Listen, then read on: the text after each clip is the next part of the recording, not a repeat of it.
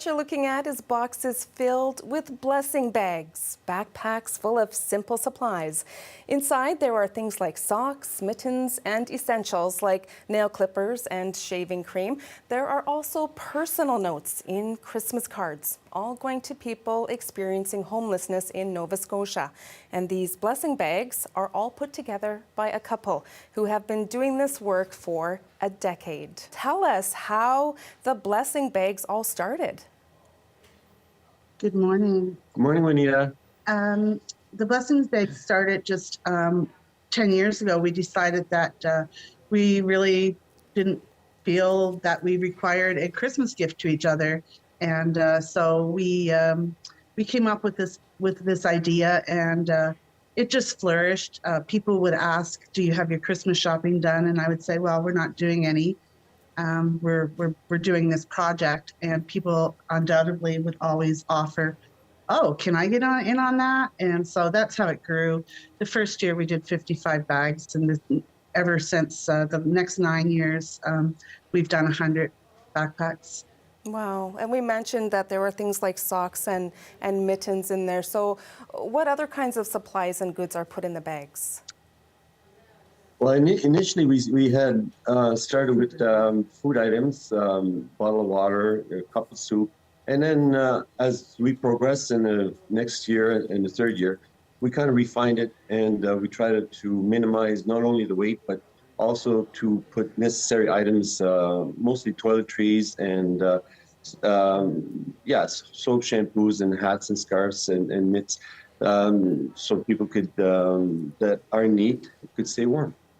What has been the response from the people who receive these bags? We worked directly with Feed Nova Scotia for the past 7 years, and they deliver the bags to specific agencies. And we've had lots of feedback over the years. They have agencies that actually look forward to those specific bags each year, because they tell us that the bags are very well done. All the products are new. They're all full size. The feedback has been very positive, and the people who give year after year are very happy to do so, and they're warmed by that as well. It sounds like a lot of TLC is being put into putting these bags together. You've mentioned that it's a decade now since you've started doing this. So how has the work of putting these together changed over the past few years? Well, COVID changed everything.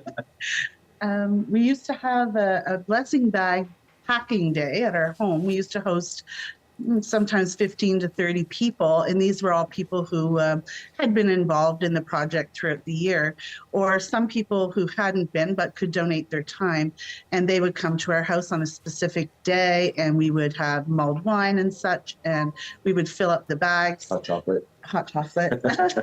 And COVID changed all that. We couldn't have people in our homes, so JP and I did all the lion's share of the work. And this year was no exception, although we could have people in our home. We're hosting a Ukrainian family, and so therefore we didn't want to impede on their space and their privacy. So we again this year did the lion's share of the packing and everything. So how long do you plan to continue doing the blessing bags? Well, the need is constant, so we're not sure. I think we're going to keep doing it until we can.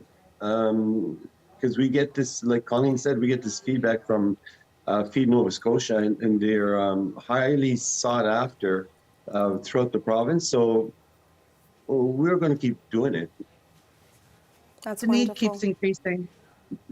Yeah, the need does keep increasing. Well, thank you so much for your work, and thank you for spreading the Christmas cheer.